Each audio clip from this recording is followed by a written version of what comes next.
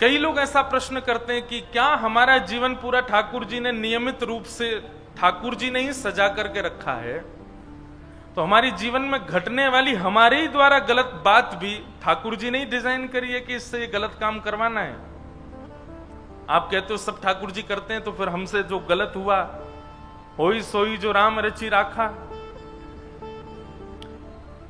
ठाकुर जी केवल एक line draw करते हैं हमारे जीवन की, और उसमें किसी किसी वर्ष पर ठाकुर जी एक डॉट बना देते हैं कि अपने बुद्धि विवेक से जब ये इतने वर्ष का होगा तो इसको अवसर मिलेगा पाप करने का, तो इसको अवसर मिलेगा कुछ गलत करने का, तो इसको अवसर मिलेगा कुछ अनहित करने का। अगर इसका बुद्धि विवेक सुदृढ़ नहीं होगा, ये सत्संगी नहीं होगा, गुरु माता पिता की आज्ञा नहीं मानता होगा, तो यहां ये गलत करेगा, और जैसे ही गलत करेगा तो फिर इसका मार्ग दूसरा हो जाएगा, और फिर ये नरक की ओर भी जाएगा। क्योंकि ठाकुर जी को नरक भी तो बनाया है, वहां पर भी तो व्यवस्था देखनी है, सबका अच्छा ही अच्छा थोड़ी होगा।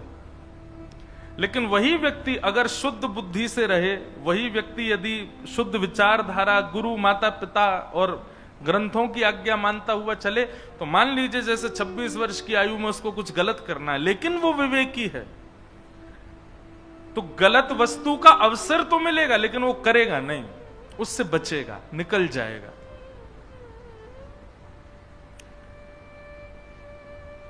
अवसर सबके जीवन में आता है गलत करने का, अवसर सबके जीवन में आता है भोग भोगने का, अवसर सबके जीवन में आता है दूषित क्रिया करने का।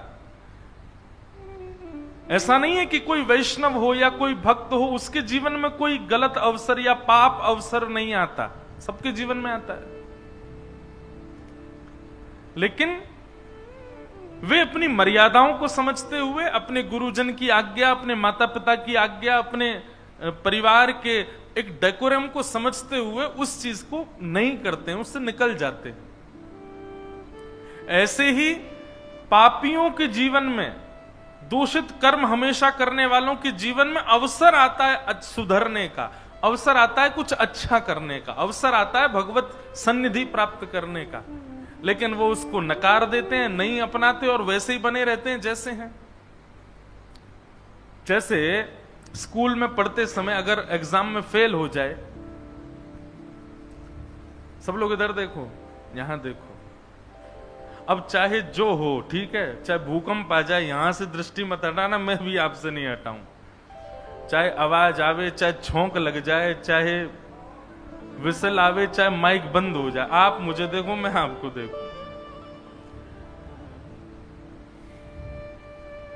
क्या बता रहा था, बहुत अच्छी बात बता रहा था कोई। हाँ, जैसे स्कूल में, यूनिवर्सिटी में, कॉलेज में अगर बच्चा एग्जाम में फेल हो जाए तो उसको अवसर मिलता है ना, री एग्जाम। वो अपना री एग्जाम करके जो उससे गलती हुई उसको सुधारने का उसको अवसर मिल जाता है। ऐसे ही सबको अवसर मिलता है अपने जीवन में, लेकिन उन अवसरों को प्राप्त करने के बाद भी जो नहीं संभलता,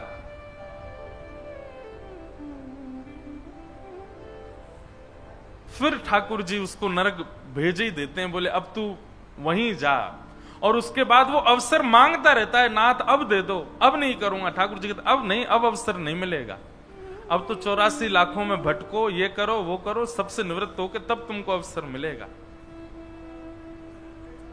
तो श्रीमद् भागवत की कथा श्रवण करने से पाप नष्ट तो होते हैं, हम पापों से निवृत्त तो होते हैं, लेकिन अगर पाप नष्ट निवृत्त होकर के हम भागवत जी श्रवण कर लें, उसके बाद यदि हमने पुनश्च पाप किया या पुनश्च गलत कर्म किया, तो जो नष्ट हुआ था वो तो दोबारा लगेगा ही, और पूर्व में भी जो आप नष्ट कर चुके हो या आगे भी जो आपके नष्ट होने वाले हैं, सब प्रकट हो जाते हैं। इसलिए हम पहले ही प्रार्थना कर देते हैं कि या तो भागवत की कथा सुनिएगा नहीं, और यदि आप सुन रहे हैं और तो व्यास जी ने जो जो बातों को कहा कि ये नहीं करना है, ऐसा करना है, ऐसा करना है वो भले ही एक बार को छूट जाए, लेकिन जिसके लिए कह दिया गया ऐसा नहीं करना, तो मतलब वो करना ही नहीं है फिर। क्योंकि अगर वो किया तो एक व्यास की वाणी नहीं है, भागवत जी की वाणी है, पाप पुनः प्रकट होकर के आपको लग जाएगा।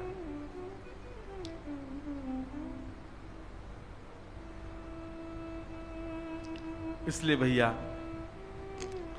कथा सुनने से, गंगा जी स्नान करने से, चंद्रभागा में स्नान करने से, आषाढ़ी एकादशी के दिन पंडरीनाथ भगवान का दर्शन करने से, कपाट खुलने पर बद्री विशाल भगवान का दर्शन करने से, दीपावली पर लक्ष्मी पूजन करने से, आदि आदि ये जो बातें बताई जाती है ना, इनसे पाप नष्ट होते हैं।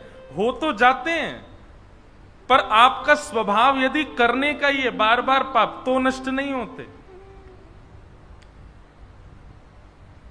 मूल रूप से तो भैया बात यह है कि इन सब अवसरों पर आप अपने स्वभाव को नष्ट करो गलत करने के, तो पाप नष्ट होता है।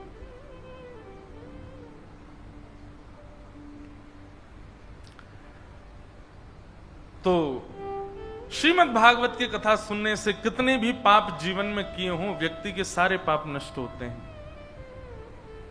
तभी नारद जी महाराज बोलने लगे, बोले महाराज, क्या माता पिता से बैर करने वाला और माता पिता का द्वेष करने वाला, माता पिता से गलत भाव रखने वाला व्यक्ति भी कथा सुनने से पवित्र होता है? क्योंकि माता पिता से बैर करने वाले को तो कहते हैं कि ठाकुर जी के सामने यदि खड़ा हो जाता है ऐसा व्यक्ति जाकर के, तो ठाकुर जी भी मन में विचार करते हैं कि मेरा अभिषेक करके पुनः स्नान कर दो, इसके आने से मैं भी अपवित्र हो गया। मातृ पितृ दोष जिसके चित्त में है, माता पिता से द्वेष जिसके चित्त में है, ऐसे को ठाकुर जी कभी स्वीकार नहीं करते, वो चाहे कितनी भी अनुष्ठान करता हो। और आप कह रहे हो कि भागवत की कथा सुनने से मातृ पितृ दोष से युक्त व्यक्ति भी ठीक हो जाता है। तब सनत कुमारों ने कथा सुनाते हुए कहा, सुनो हम तुम्हें एक कथा सुनाते हैं। तुंगभद्रा नदी के तट पर एक आत्मदेव नाम के ब्राह्मण रहते थे। धुंधुली नाम की उनकी एक पत्नी थी। कोई संतान नहीं थी और संतान ना होने के कारण वो बड़े विचलित रहते थे।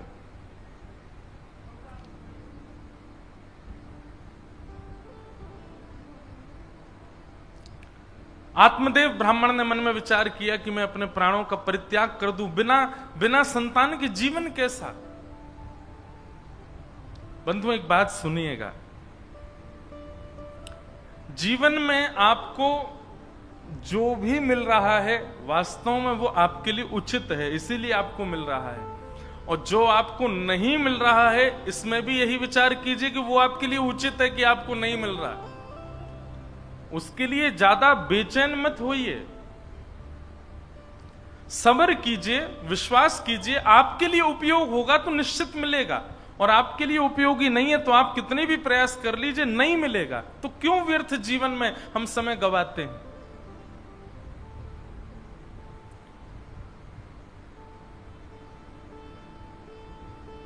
और कभी भी किसी भी वस्तु के न मिलने पर मैं अपने प्राणों का परित्याग कर दूं, आत्महत्या कर लूं, या इस प्रकार की भावना तो चित्त में कभी नहीं आनी चाहिए।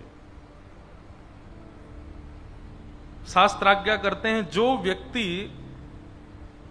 अपने प्राणों का स्वयं त्याग कर देता है, वर्षों के लिए प्रेत योनि में जाना पड़ता है उसको।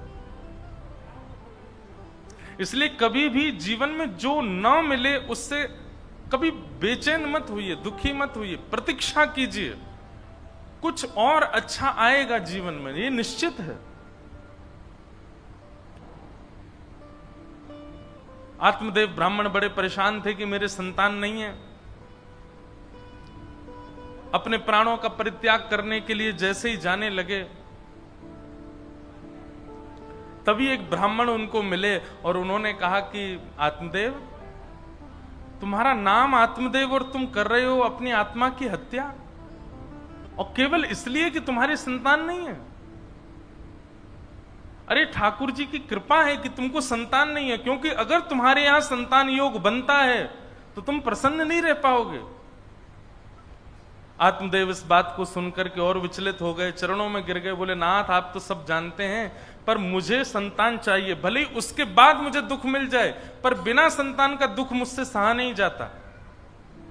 आप कृपा करके मुझको संतान प्रदान करो। ब्राह्मण का हृदय बड़ा निर्मल था। उन्होंने आत्मदेव को एक फल दे दिया और कहा कि वैसे तो तुम्हारे संतान है नहीं, लेकिन तुम इतना कह रहे हो तो इस फल को अपनी पत्नी को खिला देना, तुम्हारे घर एक दिव्य संतान जन्म लेगी।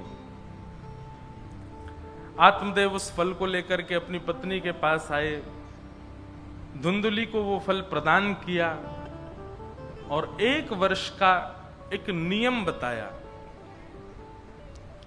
सत्यम शौचम दया दानम एक भुक्तुम तु भोजनम वर्षावधि स्त्रिया कार्यम तेन पुत्रोति निर्मल।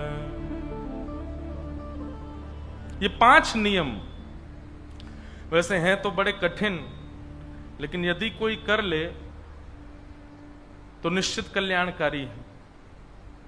सत्यम, जैसे ही मां को पता चले कि अब गर्भ में बालक है, वो मजाक में भी झूठ ना बोले उसके बाद। अच्छा, सबसे पहले हमारे शास्त्र आज्ञा करते हैं कि यदि माता पिता के चित्त में यह भाव है कि अब हमारे घर में संतान हो, उससे पहले क्या किया जाए, और वो भगवत भक्त हो। अब संसारी हो उसके लिए यह नियम नहीं है, लेकिन भगवत भक्त हो उसके लिए क्या किया जाए। उसके बाद में यह स्थिति होनी चाहिए कि जो पति और पत्नी हैं, दोनों को हर स्थिति, चाहे वो प्रसाद ग्रहण करें तो भगवान का स्मरण करके करें, कहीं घूमने भी जाएं तो ऐसी जगह पर जाएं जो तीर्थ हो, जो धाम हो, ज्यादा से ज्यादा संतों की वाणी, वैष्णवों की वाणी, सत्संग सुनना प्रारंभ करें।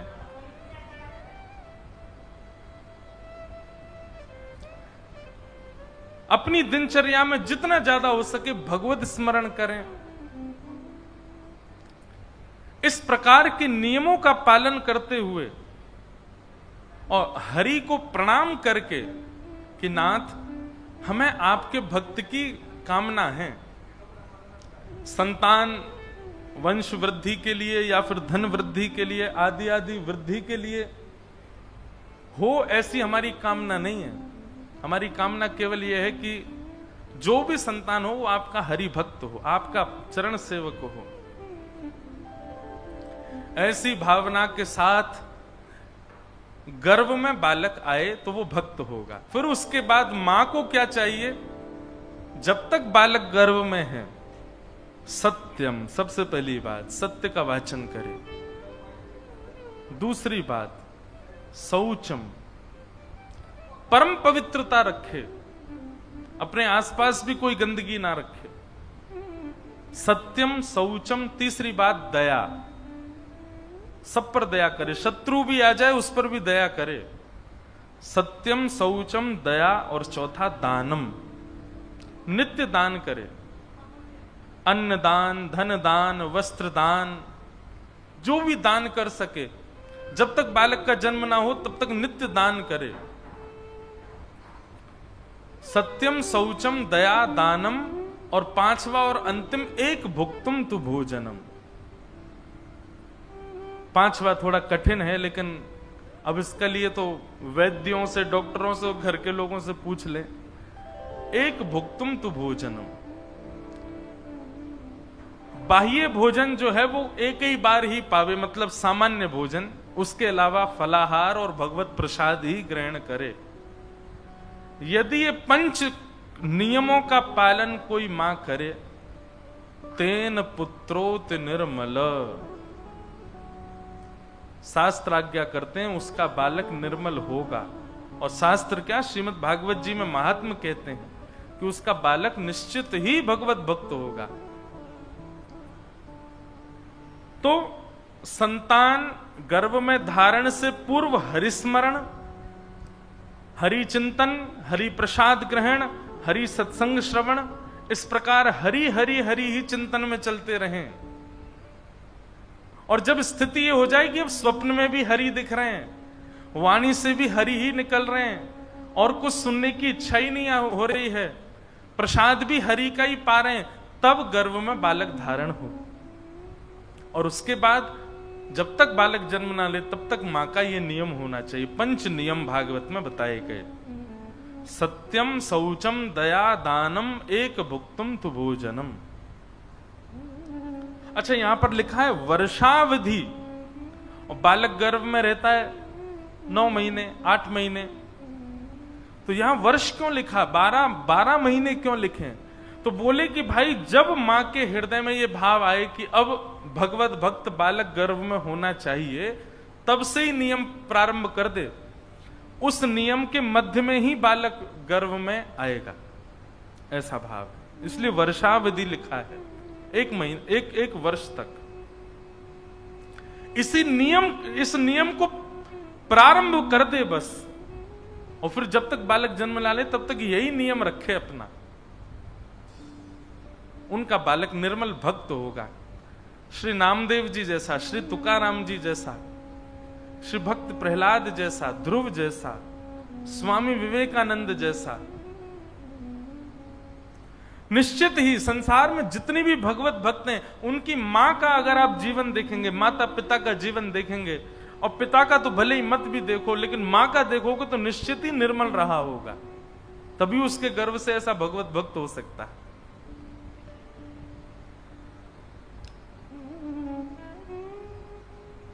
एक चीज हमने देखी है, अनुभव की है, भाई लोगों के कर्म, भाई लोगों की भक्ति, भाई लोगों के जप तप नियम अनुष्ठान, उनका फल घर में कम लगता है। माताओं के नियमों का, माताओं के कर्मों का, माताओं के भावों का फल ज्यादा लगता है बच्चों को, परिवार के लोगों को। भाई लोगों का भजन तो इतना नहीं लगता संसार परिवार में, और उसके पीछे कारण है। जितने भी भाई लोग हैं ना, मतलब मैं भी, पुरुषों के ऊपर 3 ऋण हैं, देव ऋण, ऋषि ऋण और पितृ ऋण। ऋण मतलब लोन, हमारे ऊपर लोन चल रहे हैं बहुत सारे। इसलिए हम कुछ भी करते हैं ना, यज्ञ अनुष्ठान जब तब, अच्छा सब में प्रायोरिटी भी पुरुषों को ही दी गई है। यज्ञ कौन करेगा? पुरुष करेगा। शालिग्राम भगवान की सेवा कौन करेगा? पुरुष करेगा। अनुष्ठान कौन करेगा? पुरुष करेगा। ये कौन करेगा? पुरुष करेगा। सब में पुरुषों को आगे रखा गया। इसको गलत भाव में माताएं ले जाती हैं, हमको प्रायोरिटी नहीं, पुरुषों को इस सब चीज में आगे क्यों? हमको जनेऊ पहनने के लिए मना किया जाता, पुरुष ही क्यों पहनेंगे? शालिग्राम भगवान की सेवा पुरुष ही क्यों करेंगे, हम क्यों नहीं कर सकते? भगवान की सेवा, भगवान को स्पर्श पुरुष ही क्यों करेंगे, हम क्यों नहीं कर सकते? सब चीज में माताओं की बड़ी शिकायत रहती है। देखो पहली बात, अरे पोंछा लगाने की बात आ जाए, अभी हॉल में पोंछा लगाना है और 4 लोग हैं और उनमें से 2 को ही चुना जाए कि भाई तुम दोनों लगाओ, तो बैठे हुए दोनों को खुश होना चाहिए कि दुखी होना चाहिए? बताओ। खुश होना चाहिए ना, बढ़िया है, इनसे लगवाओ, हमको आराम करने दो। कोई भी काम करने के लिए जिसको कहा जाता है, जिस परिश्रम जिसको करने के लिए कहा जाता है, वो परिश्रम करे। बाकी के खाली बैठे लोग तो खुश होते हैं ना कि ठीक है हमको नहीं करना पड़ेगा, ये कर तो रहा है। तो माताओं को तो प्रसन्न होना चाहिए कि उनको इतनी ज्यादा व्यवस्था नहीं दी जाती है। मत देखो, इधर देखो। हमने कहा ना कि भूमि हिल जाए, तो आज परीक्षा है, ये परीक्षात्मक कथा चल रही हमारी। अब की बार मैया जोर का बम ब्लास्ट भी हो तो भी मत देखना, होने दो, हमें कोई फर्क नहीं, हम तो कथा सुन रहे हैं।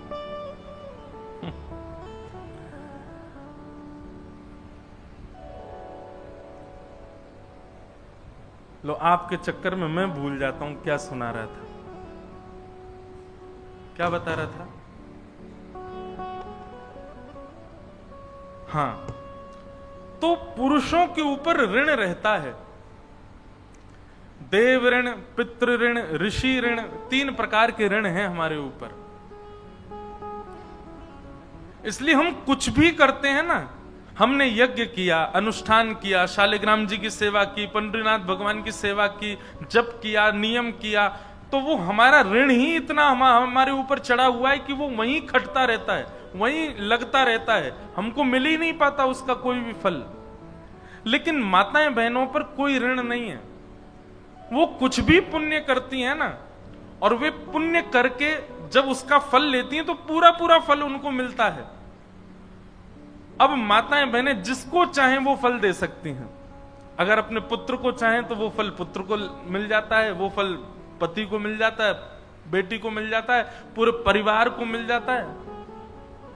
तो अधिकतर माताओं के द्वारा किया गया भजन पूरे परिवार को मिलता है, भाइयों के द्वारा किया हुआ नहीं मिलता।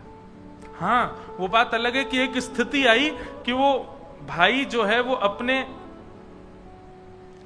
जीवन के सारे ऋणों से उऋण हो गया, तब ऐसा होता है कि उसका फल परिवार को लगने लग जाए।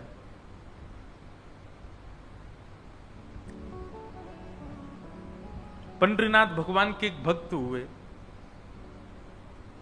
उनका नाम था श्रीनिवास। क्या नाम था?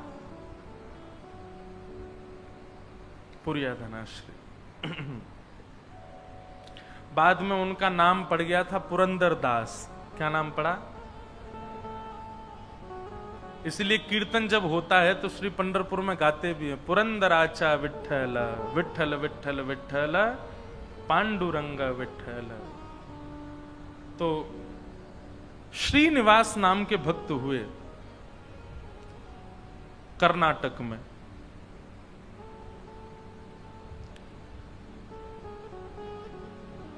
उनकी पत्नी का नाम लक्ष्मी था, लक्ष्मीबाई, और मूल रूप से भी वो लक्ष्मीपति ही थे। इतना धन था उनके पास में, इतने धनवान, अरब खरबपति थे। लेकिन एक बात आपको कहें, बुरा नहीं मानिएगा अगर कोई यहां बहुत बड़ा लक्ष्मीपति बैठा हो,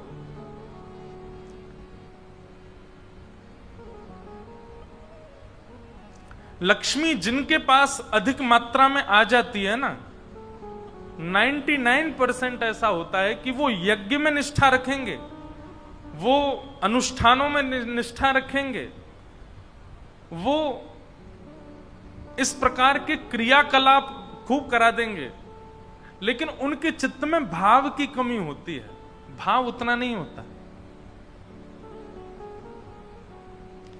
प्रेम लक्षणा भक्ति धनवान को नहीं मिलती, ये क्षमा करें। प्रेमी भक्त जितने ठाकुर जी के मिलेंगे, वो बात अलग है कि कोई मीराबाई जैसी कोई एकाधी ऐसे निकलते हैं कि जो राजघराने में होते हुए भी ठाकुर जी के परम भक्त हो जाते हैं। नहीं तो वैभव जब चारों ओर होता है ना, ठाकुर जी की प्रेम लक्षणा भक्ति चित्त में नहीं आ पाती। तो श्रीनिवास जी बहुत धनवान थे, लेकिन बिल्कुल भी दान नहीं करते थे, पुण्य नहीं करते थे, बिल्कुल भी किसी को धन देते नहीं थे, महाकंजूस थे। लेकिन उनकी पत्नी जो थी वो परम भक्ता, परम वैष्णवी। पत्नी की भक्ति से ठाकुर जी के चित्त में आया कि ये इतनी भक्ता है तो इसका पति भी भक्त होना चाहिए। यही बात मैं बताना चाहता हूं कि जब मां भक्त होती है तो पुत्र के ऊपर मां के भक्ति के प्रभाव से पुत्र में वो अंश आ जाते हैं भक्ति के, और वो ठाकुर जी प्रदान करते हैं। पत्नी की भक्ति से कई बार पति भक्त हो जाता है। माताओं की भक्ति लगती है पूरे परिवार को। तो श्रीनिवास जी की जो पत्नी है लक्ष्मीबाई, वो बड़ी भक्त है, पर श्रीनिवास जी धनवान तो खूब हैं पर दान पुण्य कुछ नहीं करते। ठाकुर जी के मन में आया कि लक्ष्मीबाई तो इतनी हमारी भक्त है, इसका पति श्रीनिवास भी हमारा भक्त होना चाहिए। तो ठाकुर जी एक दीनहीन से ब्राह्मण का रूप बना करके एक सामान्य से बड़े अतिदीन ब्राह्मण का रूप बना करके श्रीनिवास जी की दुकान पे आ गए। उनका बढ़िया कुछ व्यापार था, वहां पहुंच गए। श्रीनिवास जी बोले, कहिए विप्र देवता, क्या सहायता करें आपकी? बहुत ध्यान से सुनिएगा। भगवान दीनहीन से ब्राह्मण बन के गए, बोले देखिए आप तो नगर सेठ हैं, आप पर तो इतना धन है, आपका तो इतना बड़ा व्यापार है, मेरे बालक का जनेऊ संस्कार यज्ञोपवीत होना है, मुझ पर ज्यादा धन नहीं है, यदि आप मेरी थोड़ी सी सहायता कर देंगे तो मैं अपने पुत्र का जनेऊ संस्कार कर दूंगा। श्रीनिवास जी ने मन में विचार किया, बोले कि आज इसकी सहायता कर दी तो कल कहेगा बेटे का ब्याह है, उसके लिए कर दो, फिर उसमें कर दूंगा, कहेगा बेटे के बेटा हुआ, उसमें सहायता कर दो, ये लगा ही रहेगा। एक बार सहायता कर दूंगा तो हमेशा के लिए इसके द्वार खुल जाएंगे, आता ही रहेगा कुछ ना कुछ मांगने। तो श्रीनिवास ने कह दिया, आज मैं बहुत व्यस्त हूं, आप कल आ जाना। जैसी आज्ञा। दूसरे दिन फिर से ठाकुर जी आ गए, दीनहीन से ब्राह्मण। बोले आपने आज बुलाया था, आप कुछ सहायता कर दीजिए। अब वो अपना काम वाम इधर उधर करने लगा, दिखाने ऐसे लगा कि बहुत व्यस्त है। श्रीनिवास जी फिर बोले आप कल आइएगा, मैं आज भी बहुत व्यस्त हूं, मैं कल आपसे मिलूंगा। ठाकुर जी बड़े दीनहीन, बड़े सरल, जैसी आज्ञा, मैं कल आ जाऊंगा। फिर चले गए। तीसरे दिन फिर ठाकुर जी आ गए। श्रीनिवास बोला ये तो रोज आ जाता है, क्या करूं इसका? श्रीनिवास जी ने बाहर कुछ 2-3 बालक बैठा दिए, बोले जैसे ही ब्राह्मण आता देखे मुझे बता देना, मैं कहीं भाग जाऊंगा, मैं मिलूंगा ही नहीं इसको। रोज कल कल कल करते करते 3 महीने बीत गए। अब तो ऐसी स्थिति हो गई कि जैसे ही ब्राह्मण आता दिखता, श्रीनिवास कहीं से भाग जाता और सबको ये बोल देता इसको बोल देना है ही नहीं, चले गए कहीं बाहर। कब आएंगे? बोले 2 महीना बाद आएंगे। 2 महीना की तो छुट्टी मिले। ठाकुर जी बोले मैं 2 महीना प्रतीक्षा कर लूंगा, 2 महीने बाद आ जाऊंगा। और ठीक उस तिथि के 2 महीना बाद ठाकुर जी फिर आ गए।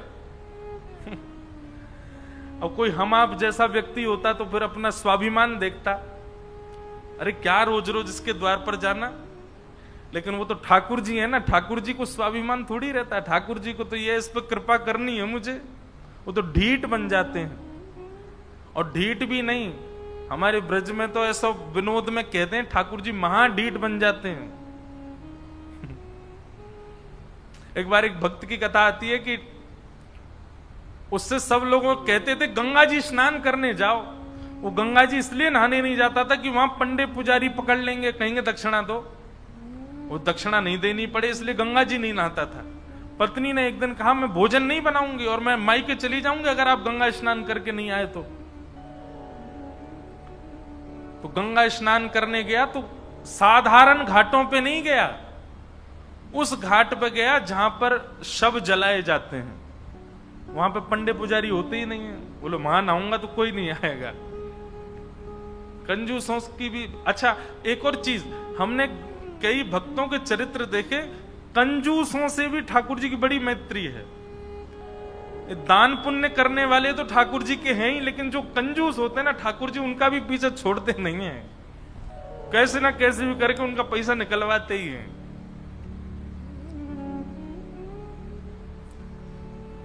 ये किसी अन्य भक्त की कथा है कि वो फिर मरघटा में गया, शमशान के घाट पर जाकर के जैसे ही डुबकी लगाई और डुबकी निकाल लगा के बाहर आया तो ब्राह्मण का वेश धारण करके ठाकुर जी आ गए। आइए आइए यजमान, जय हो, बड़े दिनान में देखो। बोले तुम यहां भी आ गए? बोले हम तो सब जगह रहते हैं। लाओ लाओ भैया, आज हमारी सुबह से किसी ने तिलक बिलक नहीं किया, लाओ चलो कुछ दक्षिणा दो। वो कथा बड़ी लंबी है, बड़ी प्रसिद्ध भी है। उसने कहा घर आ जाना, तो ठाकुर जी घर पहुंच गए। पत्नी ने कहा बाहर ब्राह्मण खड़ा है, उसको दक्षिणा देनी है। कंजूस व्यक्ति बोला, बोले उनसे कह दो आज बीमार हैं, कल आ जाएगा। पत्नी ने जाके कह दिया, बोले हमारे पतिदेव तो बीमार हैं। बोले यजमान बीमार हो गया, मैं तो यहीं बैठ करके उसका अनुष्ठान करूंगा, जब तक ठीक नहीं हो जाएगा अनुष्ठान करता रहूंगा मैं। ठाकुर जी भारी जपमाला लेकर के बैठ गए। पत्नी ने अंदर जाके बताया, बोलो वो तो बाहर अनुष्ठान कर रहे हैं, तुम ठीक हो जाओ तब जाएंगे। मन में विचार करने लगा, बोले जाएगा नहीं, सुनो बाहर जाके उसको कह दो पतिदेव तो पधार गए, भगवत धाम चले गए। पत्नी बोली 1 रुपया ही तो देना है, दे दो जाके। बोले क्यों दे दो, तुमको क्या पता कितनी मेहनत से कमाया जाता है, मना कर दो, कह दो पधार गए वो तो। पत्नी बेचारी थोड़ी रोती रोती सी गई, बोले आप अब चले जाओ, पतिदेव तो पधार गए। ठाकुर जी बाहर ब्राह्मण बन के बैठे। ठाकुर जी बोले मेरे यजमान पधार गए, अंतिम संस्कार मैं करा के जाऊंगा, मेरे यजमान है, उनकी शव यात्रा में जाऊंगा, उनकी अर्थी मैं बनवाऊंगा, चिता में लकड़ियां मैं लगवाऊंगा, अपने हाथ से अपने हाथ से एक एक लकड़ी रखवाऊंगा, और मैं वेद मंत्र बोलूंगा, मेरे मंत्रों के उच्चारण से उनके अग्नि संस्कार होगा। मुझे नहीं चाहिए दक्षिणा, आप मत देना मुझको, अब मैं मुफ्त में उनका संस्कार करा के जाऊंगा। पत्नी दौड़ी दौड़ी गई, बोले 1 रुपया निकाल के दे दो, वो तो संस्कार कराने को तैयार है तुम्हारे।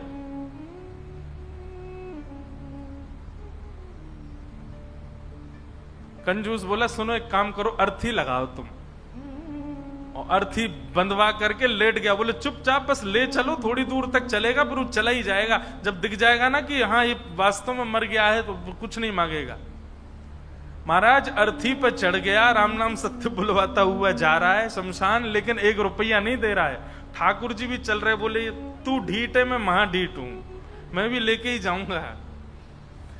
शमशान पहुंच गए, वहां पर चिता बन गई, चिता में शव को रख दिया। उसका छोटा बच्चा वो अपने पिता के पास जाके, पिताजी दे दीजिए ना, वो यहीं खड़ा है, वेद मंत्र बोल रहा है, आपके सारे तो पिंडदान करवा दिए उसने, अब दे दीजिए उसको। बोले तू कुछ मत कर, तू परिक्रमा लगा के चिता में अग्नि लगा, जैसे ही थोड़ी अग्नि प्रज्वलित होगी चला जाएगा, मैं उठ के बाहर आ जाऊंगा। बालक ने जैसी चिता में अग्नि लगाई, चिता जलने लगी। ठाकुर जी के मन में विचार आया, बोले भैया भगत, मैं हारा तू जीता, तू निकल के बाहर आ।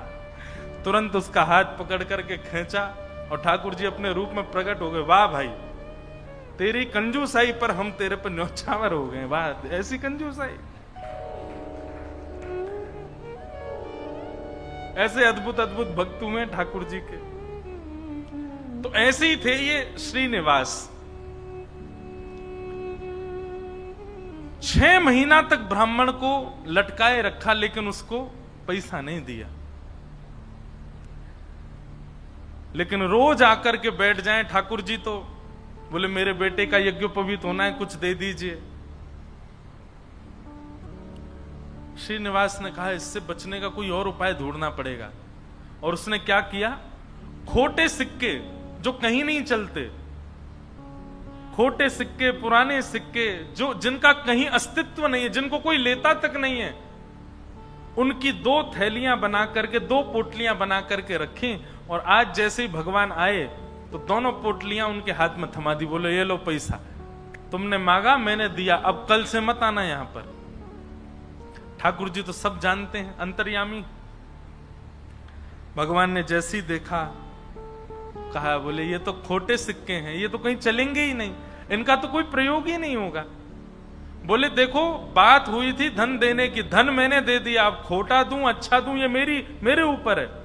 तुम मंगता हो, मैं दानी हूं, मैं चाहे जो दूं, तुम मना नहीं कर सकते, लेके जाओ इनको। ठाकुर जी बोले कृपा तो इस पर मुझे करनी है, चाहे जो हो जाए।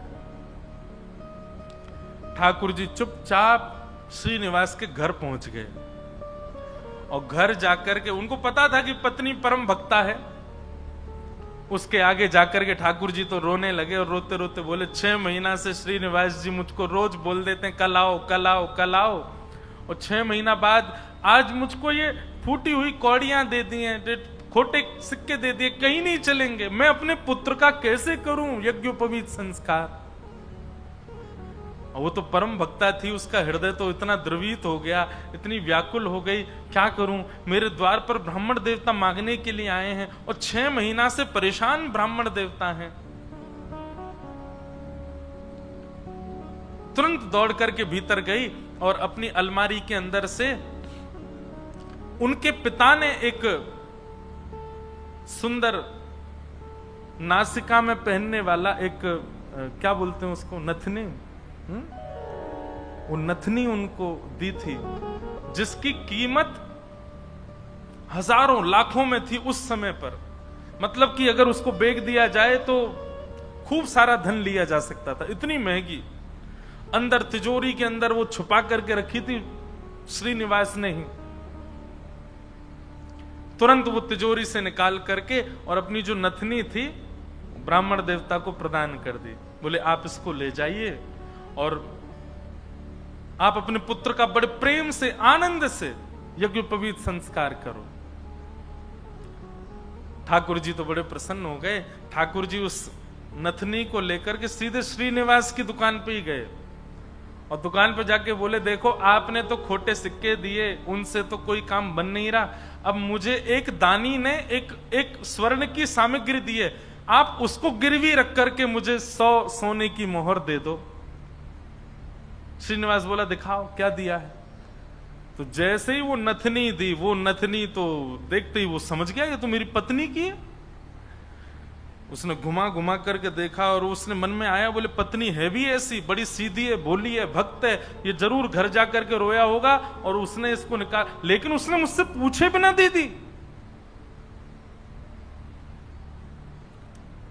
श्रीनिवास ने कहा ठीक है मैं देता हूं, रुको। भीतर गए और अपनी दुकान की तिजोरी में ले जाकर के वो नथनी श्रीनिवास ने रख दी और बाहर आकर के कहा अभी मुझ पर मोहर नहीं है, आप कल आइए, कल 100 सोने की मोहर लेकर के जाइएगा मुझसे। भगवान बोले कल दे देंगे ना आप? बोले पक्का दूंगा, मैंने आपकी रख ली ना, नथनी अपने पास रख ली, सोने की मोहर कल दूंगा, अभी जाओ। ठाकुर जी तो वहां से चले गए। श्रीनिवास क्रोध में तिलमिलाता हुआ, आंखें लाल पड़ी, चेहरे का ताम्रवर्ण हो गया, घर पहुंचा अपने। घर में जाती चिल्लाने लगा कहां हो, बाहर आओ निकल करके। पत्नी दौड़ी दौड़ी आई, क्या हुआ क्या हुआ? बोले सुनो, तुम्हारे पिता ने जो तुमको नथनी प्रदान की थी बड़ी बहुमूल्य, उसमें बहुत सारे रत्न लगे हैं, बहुत सुंदर एक हीरा लगा, जरा लेके तो आना, मुझे देखनी है वो। अब पत्नी घबराने लगी, बोली वो तो मैंने ब्राह्मण को दे दी और श्रीनिवास अपनी तिजोरी में रख करके आए थे। इधर उधर घूमने लगा और बार बार पूछे कहां है नथनी, जल्दी लेकर के आओ। पत्नी घबरावे, थोड़ी देर में बोला यदि तुम लेकर के नहीं आई तो तुमको जीवित गाड़ दूंगा मैं, तुम्हारी मृत्यु कर दूंगा मैं, जल्दी लेकर के आओ, भीतर जाओ। श्रीनिवास का क्रोध देख करके जो लक्ष्मीबाई उनकी पत्नी थी वो कक्ष के भीतर गई, अंदर से किवाड़ लगा करके खूब रुदन करने लगी, स्मरण करने लगी, हे जगतनाथ, हे प्राणनाथ, मैंने अपराध किया है कि मैंने अपने पति से बिना पूछे घर की सामग्री किसी को दे दी, पर वो किसी दरिद्र व्यक्ति को तो नहीं दी, किसी गलत स्थान पर तो नहीं दी। एक ब्राह्मण बेचारा केवल अपने परिवार का पालन करने के लिए कुछ मांग रहा है, 6 महीने से परेशान था, उसको यदि मैंने दी, इसमें भी आपकी सेवा का भाव रखा मैंने, क्योंकि मैंने सुना है कि ब्राह्मण आपके मुख हैं, कोई ब्राह्मणों की सेवा करता है तो वो आपके मुख की सेवा के समान होता है। मुझसे अपराध तो हो गया है नाथ, लेकिन मैंने तो आपकी सेवा के लिए किया है। मेरे प्राण तो आज निकल जाएंगे, पति मुझे मेरे जीवित छोड़ेंगे नहीं, लेकिन मैं उनके हाथों मर करके उन पर दोष लगे ऐसा नहीं करूंगी, मैं स्वयं अपने प्राण त्याग दूंगी। और उन्होंने तभी वहां कक्ष में कुछ ऐसी सामग्री थी, उससे विष लेकर के एक कटोरी में और पीना चाहा और अंत समय में बस एक भावना रखी, हे मेरे ठाकुर जी, केवल आप उस ब्राह्मण को सुरक्षित रखिएगा, उसके परिवार को सुरक्षित रखिएगा, कहीं ये लड़ते झगड़ते उसके ऊपर आक्षेप ना डाल दें, उसके ऊपर कोई कष्ट ना दे दें, उसके बालक का अच्छे से यज्ञोपवीत संस्कार हो जाए। मेरी बस यही प्रार्थना है। मैं प्राण इसलिए नहीं त्याग रही हूं कि मेरे साथ कुछ गलत हुआ, कुछ अन्याय हुआ। मैं प्राण इसलिए त्याग रही हूं नाथ कि कहीं मेरे पति के ऊपर कोई आक्षेप ना लगा दे। और आप नाथ कृपा करना, मेरे तो प्राण निकल जाएंगे पर मेरे जीवन की शेष भक्ति जो है वो मेरे पति के जीवन में आ जाए। ऐसा कहते ही जैसे ही विष मुख के पास लेकर के पान करने लगी लक्ष्मीबाई, तभी एक खनक जैसी हुई, एक आवाज जैसी आई। नेत्र खोल करके देखा तो जो नथनी थी उनकी वही ऊपर से गिरी है उस विष की भरी हुई कटोरी में। नेत्र खोल करके देखा तो ये तो वही नथनी है, ये तो मेरी नथनी है, ये यहां कैसे आ गई? ठाकुर जी को बार बार धन्यवाद कहने लगे। निश्चित ही श्री ठाकुर जी ने कृपा करके ये मुझे प्रदान कर दी। तुरंत उस पात्र को दूर रख करके नथनी हाथ में लेकर के, भगवान पर विश्वास तो उनका था ही, प्रसन्न मुद्रा में द्वार खोल करके बाहर आई और बाहर आकर के श्रीनिवास जी को दिखा दी, लीजिए ये लो नथनी। अब यहां श्रीनिवास का दिमाग घूम गया। बोले नथनी तो मैं अपनी तिजोरी में रख करके आया हूं, ये अंदर से कैसे निकाल के लिए आई? उसने नथनी पकड़ी, बोले ये तुम्हारी है ना? बोले हाँ मेरी है, देखिए ना वही हीरा है, वही रत्न है, वही स्वर्ण है। श्रीनिवास बोला हाँ है तो वही। वो कुछ नहीं, बात ही नहीं करी, नथनी लेकर के सीधा अपनी दुकान पर गया और दुकान पर जाकर के तिजोरी जो कि यथावत जैसी ताला आदि लगा के गया, जनेऊ में चाबी फंसा रखी थी, चाबी निकाल करके जैसे ही तिजोरी खोली और तिजोरी खोल करके भीतर देखा तो जिस तिजोरी में नथनी रखी थी वो वहां थी ही नहीं। श्रीनिवास तो व्याकुल हो गया, बोले ये कैसे संभव हो सकता है? वो तो घर गया, घर जाकर के पत्नी से कहने लगा, बोले मुझे सब सत्य बताओ, मुझे पता है कि ये नथनी अंदर नहीं थी, लेकिन मुझे सत्य जानना है कि अंदर आई कैसे। मैं तुम्हारे हाथ जोड़ता हूं, मुझे सत्य बताना। तब पत्नी ने सारा वृत्तांत बताया। बोले एक ब्राह्मण 6 महीने से आपकी दुकान के चक्कर लगा रहे थे, आपने उनको कुछ नहीं दिया, वही मेरे पास आए तो मुझे कुछ नहीं मिला तो मैंने वो नथ उनको प्रदान कर दी। बस मैंने उनको प्रदान की थी, अब आपको कैसे इसका पता चला ये नहीं। तो फिर आगे श्रीनिवास ने बताया, बोलो ब्राह्मण मेरे पास आए और मेरे पास आके नथनी को उन्होंने गिरवी रखा, 100 सोने की मोहर मांगी थी, मैंने कल आने के लिए उनको कहा। मैंने तिजोरी में रखी, लेकिन तुम्हारे पास कैसे आई अंदर? पत्नी ने बताया, बोले जब आप बहुत क्रोध करने लगे तो भीतर जाकर के मैं विष पान करने की योजना बना रही थी, और जैसे ही मैंने विष अपने मुख से लगाया तभी खनक करके आवाज आई और जिस पात्र में विष था उसमें नथनी अपने आप आकर के गिर पड़ी।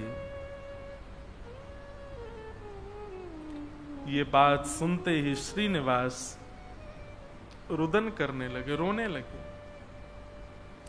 और रुदन करते करते उनको वो बार बार ब्राह्मण की छवि दिखाई देने लगी और बार बार उसकी छवि में ठाकुर जी का रूप दिखने लगा।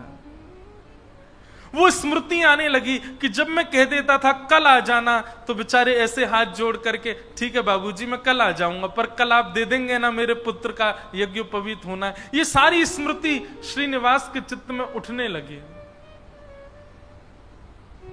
और ये विश्वास प्रगाढ़ हो गया कि ये सामान्य ब्राह्मण नहीं थे, साक्षात ठाकुर जी थे।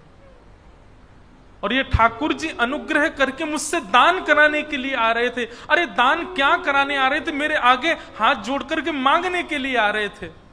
मैं जप नहीं करता, तप नहीं करता, संध्या नहीं करता, साधना नहीं करता, और मेरे द्वार पर ठाकुर जी आकर के ऐसे खड़े हो जाते थे भिक्षुक के भांति कि कुछ दे दो। मैंने ठाकुर जी को भिक्षुक बनाया, मैंने ठाकुर जी को प्रतीक्षा करवाई, मैंने ठाकुर जी को टालता रहा। अपनी पत्नी के चरण पकड़ लिए, बोले तुम्हारी भक्ति किस योग्यता है। मैं तो घोर नास्तिक हूं, मैंने तो अपने जीवन में कुछ भी अच्छा नहीं किया। ये तुम्हारी भक्ति का प्रभाव कि ठाकुर जी मुझ पर अनुग्रह करने के लिए आ रहे हैं। मैंने ठाकुर जी को टहलाया, मैंने ठाकुर जी से प्रतीक्षा करवाई, मैंने ठाकुर जी को इतना कष्ट दिया इस संपत्ति के लिए, इस धन के लिए। तुरंत हाथ में जल लेकर के, अक्षत लेकर के, दक्षिणा रख करके अपनी पत्नी से कहा तुम भी हाथ रखो, और दोनों ने हाथ में हाथ रख करके अपनी संपूर्ण संपत्ति, जितनी संपत्ति है, दुकान, मकान, बगान, जो कुछ भी था उनके पास में, सबको संकल्पित करके कृष्णार्पण मस्तु, हम सब ठाकुर जी को अर्पित करते हैं। इस संपत्ति के चक्कर में मैंने ठाकुर जी से प्रतीक्षा करवाई, इस संपत्ति के आगे मैंने ठाकुर जी को इतना कष्ट दिया। और उसी दिन से ही श्रीनिवास की स्थिति ऐसी हो गई कि अपना जितना धन था धीरे धीरे धीरे धीरे करके ब्राह्मणों में, संतों में, वैष्णवों में, अयोग्यों में, गरीब कन्याओं के विवाह में, गरीब बालकों की पढ़ाई में करते करते करते करते, एक तो होता है कि इतना खर्च करें कि हमारा घर भी चले, पर नहीं, श्रीनिवास की तो ऐसी स्थिति हो गई कि अब वो कुछ रखते ही नहीं है अपने पास। अपनी दुकान भी बेच दी, अपनी सारी संपत्ति बेच दी, एक दिन अपना घर भी बेच दिया। परिवार के लोग धीरे धीरे कोसते कोसते दूर होने लगे। अरे क्या बुद्धि हो गई तुम्हारी, सब बेच दिया। सबको ठाकुर जी की सेवा और ठाकुर जी के जनों की सेवा में लगा दिया। एक फूटी कौड़ी भी अपने पास नहीं रखी। बोले कि नहीं, इसकी वजह से मैंने ठाकुर जी को श्रमित कराया, मैं इसको कैसे रख सकता हूं। और सब छोड़ करके, सब त्याग करके पत्नी ने कहा अब हमारे पास कुछ भी नहीं है, रहने के लिए घर भी नहीं है, भोजन करने के लिए अन्न भी नहीं है, पहनने के लिए वस्त्र भी नहीं है, अब हम क्या करें।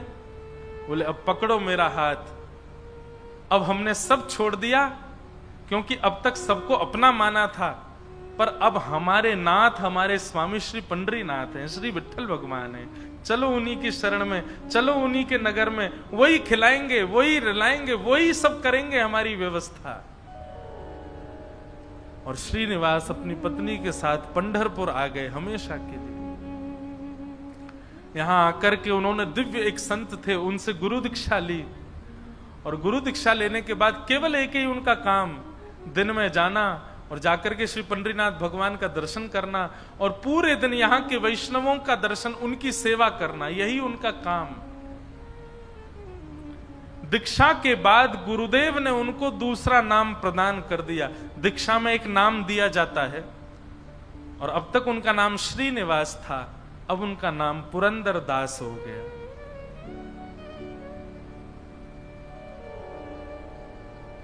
श्री पुरंदर दास चंद्रभागा नदी के तट पर बैठे रहते, दिन भर विठ्ठल विठ्ठल विठ्ठल विठ्ठल विठ्ठल बस चिंतन करते, और उस स्वरूप का ध्यान करते जो ब्राह्मण रोज अपने हाथ फैला करके दुकान पर आता था। चार लोगों को बैठ करके बताते कि मेरी दुकान पर कैसे ठाकुर जी आते थे, और मैं नालायक, मैं दुष्ट प्राणी, मैं रोज उनसे कहता था कल आ जाना, कल आ जाना। अरे मैंने कितना बुरा किया, लोग खड़े करके दिखवाता था, दूर से दिख जाते तो मैं भाग जाता था। मेरे द्वार पर साक्षात जगन्नाथ आते थे, और मैं उनके साथ ऐसी लीला करता, ऐसा कपट करता था। उस कपट का ही दंड दे रहा हूं खुद को। और उसी स्थिति में रहते रहते रहते रहते श्री पुरंदर दास जी एक कवि के रूप में निर्मित हो गए, और ठाकुर जी की सुंदर सुंदर रचनाएं लिखने लगे, सुंदर सुंदर पदावली, सुंदर सुंदर भाव। लेकिन पुरंदर दास जी का यह भाव है कि वो अधिकतर रचनाएं कन्नड़ भाषा में ही लिखते थे, और सुंदर रचनाएं करके श्री पंडरीनाथ भगवान को सुनाया करते थे। पंढरपुर आने वाले भक्त पुरंदर दास जी की रचनाएं सुनकर के आनंदित हो जाते थे, और श्री पंडरीनाथ भगवान के सन्मुख कीर्तनकार जा जा करके उस रचनाओं को गाया करते थे।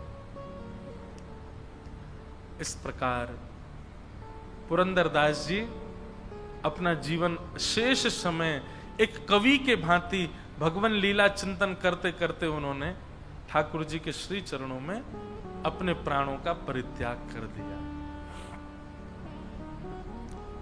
कहने का अभिप्राय,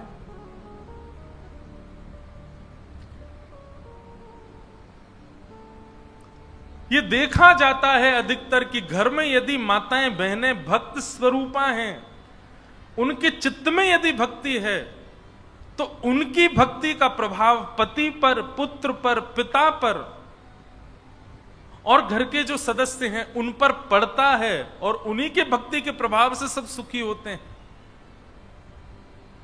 जिस प्रकार लक्ष्मीबाई की भक्ति के प्रभाव से श्रीनिवास परम भक्त हुए और परम भक्त होकर के श्री ठाकुर जी के चरणों को प्राप्त हो गए,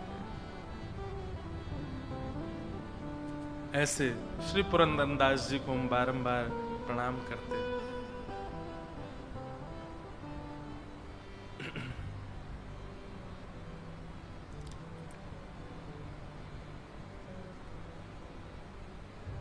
अच्छा हूं या बुरा हूं, जैसा भी हूं तुम्हारा, अच्छा हूं या बुरा हूं, जैसा भी हूं तुम्हारा। श्री ठाकुर जी से एक प्रार्थना, अवगुण हम सबके अंदर हैं, किसी में क्रोध है, किसी में काम है, किसी में लोभ है, किसी में ईर्ष्या है, पर नाथ आप कृपा करो न, जैसे पुरंदरदास के एक लोभ के गुण को आपने भक्ति में परिवर्तित कर दिया, ऐसी हमारे भी अवगुणों को ठाकुर जी आप परिवर्तित कर दीजिए ना। हम ये बात तो समझ चुके हैं कि हम जैसे भी हैं ठाकुर जी आप हमको स्वीकार करते हो। श्रीनिवास महाकंजूस थे, लेकिन आपने फिर भी उनको स्वीकार किया ना। ऐसे हम में भी बड़े अवगुण हैं नाथ, पर आप स्वीकार कर सकते हो, आप हमें स्वीकार करो ना।